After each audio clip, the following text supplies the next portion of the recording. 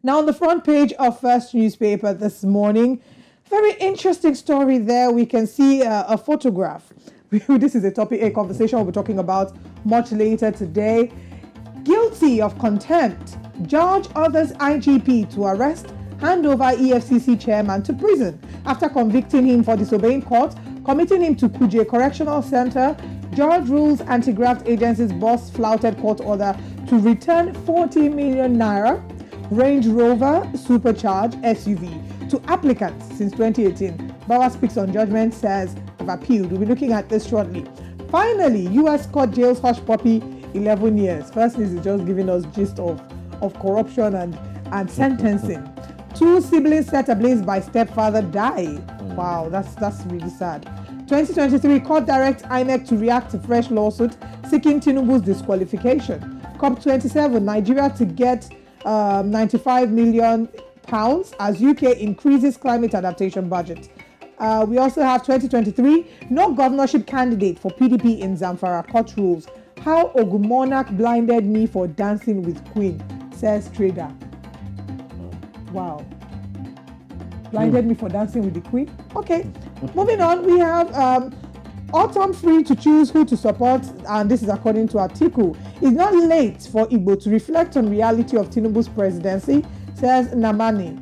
Still talking about terror alert update, UK wants citizens to avoid Abuja and 22 Nigerian states. We took this story yesterday as well. And pro rata payment, federal government has reduced us to casual workers, says ASU. This is one of our top stories this morning as well. Abducted wife of ex-Milad regains freedom after ransom. 2 more stories here. Ataga, Chidima sleeping with foster father, police witness. We're still going on with this story. I still don't understand why this case. It just feels like we're going around in circles.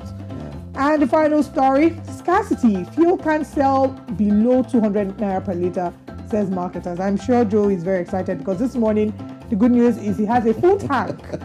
He filled his tank while coming to work. So, oh my goodness. Like they say in Nigeria, who chop belle full go still hungry. Yes, so. So this is going to affect all of us. It sure will. I mean, in as much as we try to make a light of the conversations here on Breakfast Central, just to keep you going on every day. It's something we need to really think about. 200 naira per litre. I mean, they say it can't go less than that. Lesser. So that means 200 naira and above, which means it would affect transportation. It would affect feeding. Already, there's it has affected transportation and feeding already. Yes. We did hear it was 37% in terms of how high it has gone. What percentage will it get to when it's 200 naira? And as we're heading towards the Yuletide, of course, already in the Yuletide season, as the year comes to an end, there's already this high cost. We know that everything skyrockets, the price of everything. And now adding this to this is just going to be sad and scary. Well, let's move on to the next paper now this very morning. Let's take a look at the Daily Trust, still here in Nigeria. Let's start off first and with a follow-up to that story. Marketers push for 200 naira per litre as petrol sales above 180 in Abuja. Not just in Abuja, some parts in other states like Lagos, Port Harcourt, you name it. Yes, they do have places selling for 180. Court convicts EFCC chairman for contempt. Bawa appeals ruling. PDP moves to reconcile Atiku, Bala Mohammed. Find all these stories on page 24, page 6 and page 19 respectively. Governorship race, uncertainty over fate of APC candidates in 4 states. 4 states, I mean. Let's take a look at the states. You find some of them on the front page there. 1, PDP has no candidate in Zamfara. Yes, they have no candidates, no PDP candidate in Zamfara. Binani Abwacha Adebutu fight to reclaim tickets. INEC must stand by rules of the game according to Dons. Well, I like what Daily Trust has done here. They gave us a timeline for the concerning the nullifications of governorship party primaries by court this year. And let's take a look at some of them. You have Alhaji Dauda Lawal Dare from Zamfara. Court, Federal High Court actually said, nope, nullified. He's a PDP candidate as well. Another governor there, APC, Senator Emmanuel Bacha. He was going for Taraba State, and the court says, nope, nullified, go back. PDP, Eladia Adebutu from Ogun State as well, not forgetting others. So if you pick the Daily Trust, you find all these stories. Quickly, let's take a few more before we wrap this up. Bandits abduct 20 children in Niger State, demand 40 million naira. Oh dear, there we go again. This business is indeed, would say, booming. Yes, because it's kind of like become how it started off with